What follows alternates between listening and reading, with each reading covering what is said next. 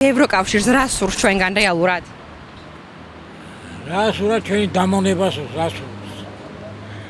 ძალიან რო გინდათ ევროკავშირი.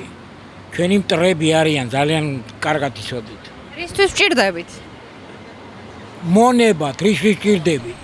რა სურს რეალურად ევროკავშირს ჩვენს ქვეყანაში? უნდა რომ შემოვიდეს აქ და არიოს ყველაფერი.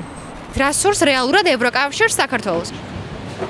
ომში რო ჩავერთოთ ეს სურს ევროკავშირის ბიუროკრატიას. თქვენი აზრით რა სურს რეალურად ევროკავშირს საქართველოსგან?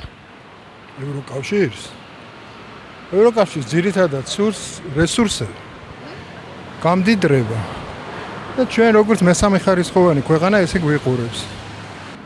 მე უფრო მეცაც გეტყვი. დაახლოებით 28-30 წლისთვის ევროკავშირი დაიშლება რამდენიმე ნაწილად. აღმოსავლეთ ევროპა, ჩრდილოეთ ევროპა და კიდე დიდი ქვეყნები კიდე ერთად ცალკე იქნებიან. სამ ნაწილად მინიმუმ დაიშლება. და ჩვენ უნდა გქონდეს ურთიერთობა აღმოსავლეთ ევროპის ქვეყნებთან, ბულგარეთი, რუმინეთი, რომლებიც შავ ზღვას ესაზღვრებიან და კიდე იქ რამოდენიმე ქვეყანაა. ეგ არის ჩვენთვის ყველაზე კარგი. სხვანაირი ჩვენ არ გვაწყობს არაფერი. ყველას ძლიერ სახელმწიფოებს დახმარებების ისე არაფერს არ გაგიკეთებენ, დახმარებას თუ რაღაცა აჭირდებათ. არ არსებობს. ეხლა ევროკავშირი რაც რუსეთს უნდა და ის უნდა ევროკავშირსაც ორივე უზარმაზარი და ბუმბერაზი სახელმწიფოა და უნდათ ტერიტორიები, უნდათ პოლიგონად გამოიყენონ ეს ჩვენი ზოგადად ჩვენი ქვეყანა. სარგებელიც ნახო, რა თქმა უნდა, აბა ევროპა ისე არსად არაფერს არ აკეთებს. ტყუილა არსად ფულს არ ყრის. მაგრამ ღმერთი განსჯის ყველაფერს, შვილო. ისეთი დრო მოვიდა. ჩემი დიდი ბაბუა, რასაც იტყოდა, ისე მიდის ყველაფერი.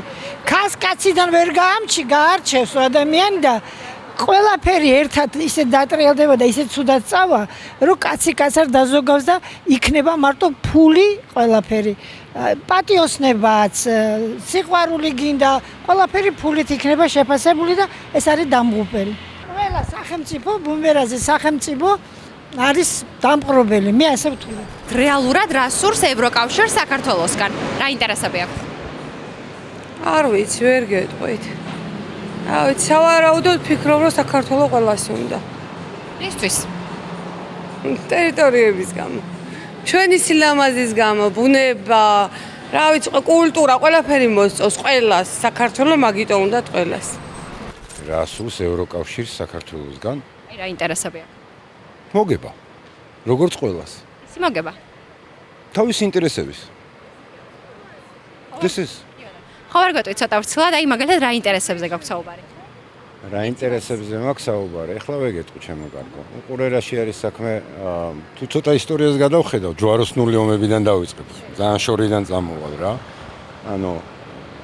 ქართველები ყოველთვის იყავით ისეთ ადგილზე, გეოპოლიტიკურად ასე ვთქვათ, რომ მნიშვნელოვან გარდატეხებს ჰქონდა ყოველთვის ადგილი.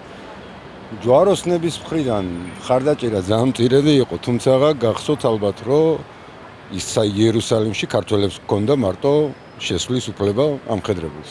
ხო და აქედან გამომდინარე ყოველთვის ერთი რამის გააზრება მინდა ყველა ქართველმა რომ გაიგოს, რა მეტი არაფრის თქმა არ მინდა რა. მოდი ჩვენ ქვეყანას თვითონ მივხედოთ.